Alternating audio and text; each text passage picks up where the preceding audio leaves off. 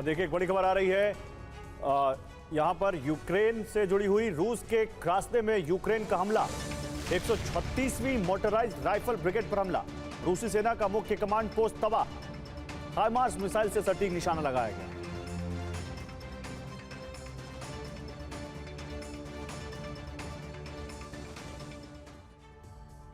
तो एक कूटनीतिक कहावत है, अगर शांति चाहते हो तो युद्ध की तैयारी करो। पश्चिम एशिया के रेगिस्तान में इस वक्त हालात इसी तरह के हैं। शांति की आड़ में महाविनाश की बिसात बिछाई जा रही है। अक्सर जब बातचीत की मेज पर कूटनीति के मोहरे कमजोर पड़ने लगते हैं, तब बंदूकें और मिसाइलें अपनी जुबान खोल लेती हैं। ईरान का यह नया आक्रामक रुख सिर्फ अमेरिकी ठिकानों पर हमला नहीं, बल्कि वॉशिंगटन की उस रणनीति को खुली चुनौती है जो केवल दबाव की भाषा समझती है। जब कूटनीति सिर्फ एक छलावा बन जाए तो बारूद का सुलगना तय। ईरान और अमेरिका दोनों के तेवर आक्रामक है जो कभी भी युद्ध की चिंगारी भड़का सकते हैं। पहली वजह है हॉर्मुज में तनाव बढ़ा है, दूसरी वजह है ईरान ने जहाजों पर हमले किए हैं, तीसरी वजह है अमेरिका ने काउंटर अटैक किया है, चौथी वजह है ईरान ने अमेरिकी सैन्य ठिकानों को टारगेट किया है, और पांचवी वजह है हॉर्मुज बंद होने के संकेत मिलने लगे हैं। ईरान ने बहरीन पर हमला किया, ईरान ने कुवैत पर हमला किया, दोनों ही जगह अमेरिकी सैन्य ठिकानों को टारगेट किया। हमले में मिसाइल और ड्रोन का इस्तेमाल किया गया। ईरान ने काउंटर अटैक में अमेरिका के सैन्य ठिकानों को टारगेट किया है, जिसमें सबसे पहले बहरीन पर अटैक किया, जहां पहला target 5th naval fleet headquarter को बनाया, जिसकी ईरान से दूरी 200 किलोमीटर है, जहां मिसाइल पहुंचने में 2 मिनट से भी कम समय लगता है। इस हेडक्वार्टर में 8000 अमेरिकी सैनिक तैनात रहते हैं। ये कमांड एंड कंट्रोल इंफ्रास्ट्रक्चर का हिस्सा है। इसके अलावा पेट्रियट मिसाइल डिफेंस सिस्टम भी लगाया गया है, साथ ही गाइडेड मिसाइल डिस्ट्रॉयर लगाए गए हैं। ईरान ने सभी को टारगेट किया। इसके बाद दूसरे टारगेट शेख ईसा एयरबेस पर हमला किया गया, जो ईरान से 250 किलोमीटर दूर पड़ता है, जहां ईरान से मिसाइल 3 मिनट में पहुंची और कोहराम मचाया। इस जगह पर रॉयल बहरीनी एयरफोर्स का कमांड सेंटर भी है, जिसकी सुरक्षा में 2000 अमेरिकी और बहरीन के सैनिक तैनात रहते हैं। इसके अलावा F-16 फाइटर जेट्स, F-5 लड़ाकू विमान, P-8A पोसाइडन की भी तैनाती होती है।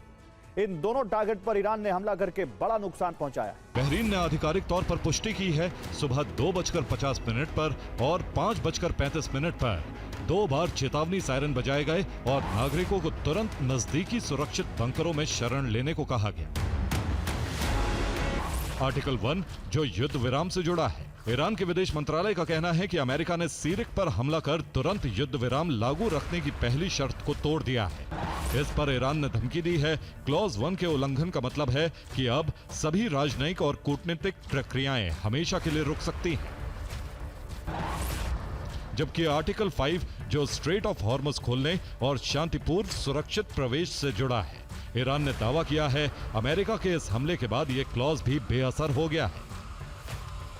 ईरान ने धमकी दी, अमेरिकी हमले के बाद ईरान अमेरिका के साथ चल रही सभी टेक्निकल टॉक्स को पूरी तरह से रद्द करने पर विचार कर रहा है। ट्रंप का नया परमाणु ब्लूप्रिंट है, जिससे ईरान में तबाही मचाई जा सकती है। अगर ईरान की राजधानी तेहरान पर परमाणु हमला हुआ तो विनाश के पहले स्तर में संपूर्ण विनाश होगा। इस स्तर को फायर बॉल ब्लास्ट भी कहते हैं। यह आधा से 1 किलोमीटर तक होगा। इसमें 1 से 1.5 लाख लोगों की मौत तुरंत हो सकती है। विनाश के दूसरे स्तर को थर्मल रेडिएशन ब्लास्ट कहा जाता है, जो भारी तबाही क्षेत्र होता है। इसका दायरा 1 से 3 किलोमीटर तक होता है। इसमें 3 से 6 लाख लोगों की मौत की आशंका है। विनाश के तीसरे स्तर को रेडियोधर्मी फॉलआउट कहा जाता है। यह जहरीली हवा का क्षेत्र होता है, जो 8 से 10 किलोमीटर फैल सकता है। इसमें 5 से 10 लाख लोग गंभीर रूप से बीमार हो सकते हैं। ईरान के विदेश मंत्री अब्बास अराक्ची ने कहा है, हालात ऐसे नहीं हैं कि हॉर्मुज से फारस की खाड़ी तक पहुंचने वाले जहाजों को सुरक्षा की गारंटी दी जाए। पश्चिम एशिया में युद्ध विराम अब सिर्फ कागजों तक सिमटता दिखाई दे रहा है। बीते 96 घंटों में स्ट्रेट ऑफ हॉर्मुज एक बार फिर युद्ध का रणक्षेत्र बन चुका है। तेल टैंकरों पर हमले हुए, जवाब में अमेरिकी फाइटर जेट्स ने ईरान के सैन्य ठिकानों पर बम बरसाए। हालात इस कदर बिगड़ चुके हैं कि अमेरिकी राष्ट्रपति डोनाल्ड ट्रंप ने 2 टूक शब्दों में ईरान का वजूद हमेशा के लिए मिटाने की खुली सैन्य धमकी दे दी है। सवाल यह है कि क्या ऑपरेशन एपिक फ्यूरी फिर शुरू हो चुका है? क्या दुनिया की सबसे अहम तेल सप्लाई लाइन फिर जंग के मुहाने पर खड़ी है? और क्या पश्चिम एशिया एक बार फिर पूर्ण युद्ध की तरफ बढ़ रहा है? हालात इस कदर बेकाबू हो चुके हैं कि अमेरिकी राष्ट्रपति डोनाल्ड ट्रंप ने ईरान का नामो निशान मिटाने की खुली धमकी दे दी। डोनाल्ड ट्रंप ने 2 टूक ऐलान किया है कि एक समय ऐसा आ सकता है जब अमेरिका समझदारी से काम नहीं ले पाएगा और काम को पूरा करने के लिए सेना का इस्तेमाल करने के लिए मजबूर होना पड़ेगा। और अगर ऐसा हुआ तो इस्लामिक रिपब्लिक ऑफ ईरान का अस्तित्व ही खत्म हो जाएगा। तो बीते 96 घंटों में स्ट्रेट ऑफ हॉर्मुज पर हमलों की ऐसी कड़ी शुरू हुई जिसने पूरे पश्चिम एशिया को फिर युद्ध के मुहाने पर ला खड़ा किया। इस समुद्री संघर्ष की पूरी टाइमलाइन देखिए। सबसे पहले ओमान तट के पास पहला हमला सिंगापुर के तेल टैंकर MV एवर लवली पर हुआ। इसके बाद निशाना बना पनामा के झंडे वाला तेल टैंकर MT किकू। करीब 20 लाख बैरल कच्चा तेल लेकर जा रहे इस जहाज पर ड्रोन हमला हुआ और समुद्री सुरक्षा को लेकर चिंता कई गुना बढ़ गई। तनाव यही नहीं रुका, कतर से संयुक्त अरब अमीरात जा रहे एक ब्रिटिश टैंकर पर भी हमले का दावा सामने आया। इन लगातार हमलों के बाद अमेरिका ने जवाबी कार्रवाई शुरू कर दी। सिरिक और केशम के आसपास ईरान के 10 सैन्य ठिकानों को निशाना बनाया गया और इसके बाद तनाव बहुत ज्यादा बढ़ गया है। अब देखते हैं कि अमेरिका ने आखिर किस रणनीति के तहत अपने हमलों का दायरा बढ़ाया और किन सैन्य क्षमताओं को सबसे पहले निशाना बनाया। 27 जून को अमेरिका ने सबसे पहले ईरान के उन ठिकानों को निशाना बनाया जहां से मिसाइल और ड्रोन हमलों की क्षमता जुड़ी मानी जा रही थी। लेकिन अगले दिन यानी 28 जून को अमेरिका ने और बड़े हमले किए। इस बार निशाना सिर्फ हथियार नहीं बल्कि ईरान का सैन्य नेटवर्क था, ताकि उसकी निगरानी, संचार और जवाबी क्षमता को कमजोर किया जा सके।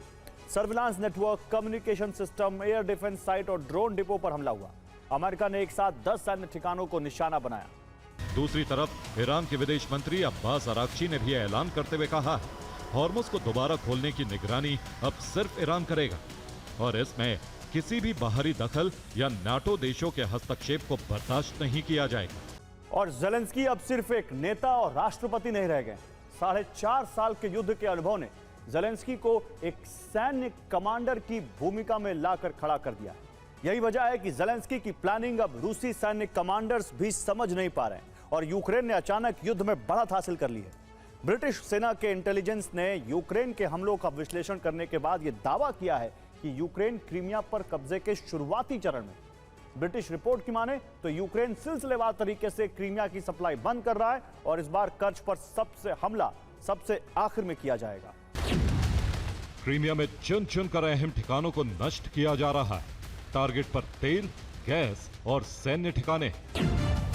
ये क्रीमिया के सेंट्रोपोल इलाके की तस्वीर। यूक्रेन ने यहां ड्रोन हमला किया और एक तेल डिपो को निशाना बनाया। लोगों के मुताबिक यहां आग लगी थी। सैटेलाइट की तस्वीरों में जले हुए तेल टैंकर नजर आ रहे हैं।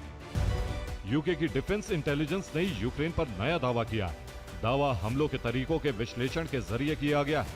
दावा है कि यूक्रेन कर्च ब्रिज पर हमले के प्रारंभिक दौर में कर्च की सुरक्षा को कमजोर करने के लिए हमले किए जा रहे हैं। यूक्रेन वाहन ढोने वाले फेरी को निशाना बना रहा है। फेरी के जरिए भी गाड़ियां क्रीमिया से रूस और रूस से क्रीमिया आती। इसमें खास तौर पर जरूरी सामान लेकर आने वाले वाहन होते हैं। तो यूक्रेन एक एक करके कर्ज की सुरक्षा लेयर में सेंध लगा रहा है। क्रीमिया के फियादोसिया में रूसी डिफेंस खत्म करने का प्लान तैयार किया गया था। लगातार हमले हो रहे थे। शनिवार को यूक्रेन कामयाब रहा और कर्ज के करीब पंजशीर 2 पर हमला किया गया। पंजशीर 2 कर्ज ब्रिज की सुरक्षा में तैनात था। यूक्रेनी ड्रोन से एयर डिफेंस जलकर नष्ट हो गया। क्रीमिया में परिवहन के लिए सिर्फ कर्ज नहीं बल्कि फेरी सर्विस यानी छोटे छोटे जहाज भी रूस से क्रीमिया तक चलाए जाते हैं। यूक्रेन ने फिर एक फेरी सर्विस को निशाना बनाया है, लेकिन इस तरह से समुद्री सप्लाई लाइन काटने के मिशन को आगे बढ़ा रहा है। 19-20 जून को भी फेरी सर्विस को निशाना बनाया गया था। क्रीमिया में अब तक 3 फेरी सर्विस बंद हो चुकी है। क्रीमिया में सेना की सप्लाई पर भी असर पड़ा है। सेना को जरूरी सामान कर्च ब्रिज से भेजा जा रहा है। लगातार हमलों से कर्च की सुरक्षा भी कमजोर हुई और यूक्रेन क्रीमिया पर कब्जे की प्लानिंग को आगे बढ़ा रहा है और इसी वजह से क्रीमिया का संपर्क काटा जाएगा। रेल सेवा, फेरी सेवा बंद करने के बाद कर्च ब्रिज को बंद करने का मिशन चलाया जाएगा। ये फाइनल हमला होगा। इस वक्त शुरुआती दौर में क्रीमिया में बंदरगाह तबाह हो रहे हैं। रूसी सेना की सप्लाई लाइन को पूरी तरह से खत्म कर दिया जाएगा। एक्सपर्ट्स के मुताबिक क्रीमिया की सप्लाई लाइन ठप करने के बाद यूक्रेन ओडेसा से क्रीमिया पर हमले कर सकता है। माना जा रहा है कि क्रीमिया में ग्राउंड ऑपरेशन की शुरुआत होगी। यूक्रेन का क्रीमिया पर कब्जा करने का प्लान है ताकि रूस के साथ समझौता करना आसान हो सके। और रूस यूक्रेन की जंग अब एक नए मोड़ पर आ गई है, जहां हमलों की रणनीति सामान्य रूप से सर्दियों में संकट बढ़ाने वाली दिख रही है। लेकिन जब इस रणनीति को विस्तार मिलता है तो पूरा यूरोप और नेटो देश इस बारूदी विनाश की जद में नजर आने लगते हैं।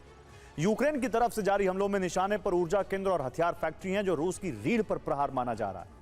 लेकिन रूस के जवाबी हमलों में इस जंग के विस्तार का संकेत दे रहे हैं। ऐसा क्यों? आइए जवाब इस रिपोर्ट में देखते हैं। पहला विकल्प है धन और दूसरा है हथियार।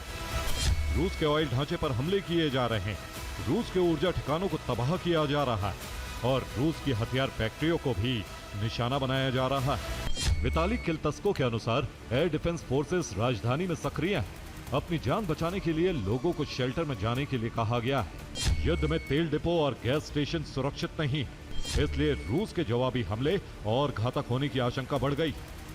पोलैंड का दावा है कि रूस फॉल्स फ्लैग ऑपरेशन करने जा रहा है, क्योंकि यूक्रेन अब अमेरिका विहीन नाटो से मदद हासिल कर रहा है। यूक्रेन को हथियार अब भी पोलैंड के रास्ते मिल रहे हैं और सबसे बड़ा कारण है यूरोप का रूस को यूक्रेन की जमीन तक सीमित करने का फॉर्मूला। यूक्रेन ने सिर्फ 1 महीने में रूस के रक्षा उद्योगों में से 13 ठिकानों पर सटीक प्रहार किए, जिसमें वोल्गोग्राद, रियाजान, चेबोक्सारी, मिचुरिन्स्क, नोवोमोस्कोवस्क और क्रीमिया शामिल। इस हमले को मिलाकर इस वर्ष रूस की 48 फैक्ट्रियां तबाह हो चुकी, जिसमें 5 फैक्ट्रियां जनवरी में नष्ट हुई, 7 फैक्ट्रियां फरवरी में, 11 फैक्ट्रियां मार्च में, 7 फैक्ट्रियां अप्रैल में, 5 फैक्ट्रियां मई में और 13 फैक्ट्रियां जून महीने में नष्ट हुई। और लेबनान में समझौता और सीज फायर की तमाम कोशिशें नाकाम हो रही हैं। लेबनान और इजराइल के बीच समझौता हो चुका है, लेकिन हिजबुल्लाह ने इसे पूरी तरह खारिज कर दिया है। नईम कासिम का दावा है यह समझौता इजराइल के हक में, ऐसे में हिजबुल्लाह इसे नहीं मानेगा। साथ ही हिजबुल्लाह ने ऐलान किया है कि इजरायली सेना के पीछे हटने तक हिजबुल्लाह हथियार नहीं छोड़ेगा। नेतन्याहू ने भी ऐलान कर दिया है कि येलो लाइन तक आईडीएफ की तैनाती बनी रहेगी। इजरायली सेना के मुताबिक हिजबुल्लाह के लड़ाके रॉकेट हमले की तैयारी में थे। इजरायली सेना ने सभी लड़ाकों को मार गिराया।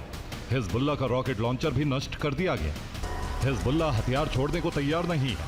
हिजबुल्लाह चाहता है कि पहले सेना वापस हो। सेना की मौजूदगी में हिजबुल्लाह युद्ध नहीं रोकेगा।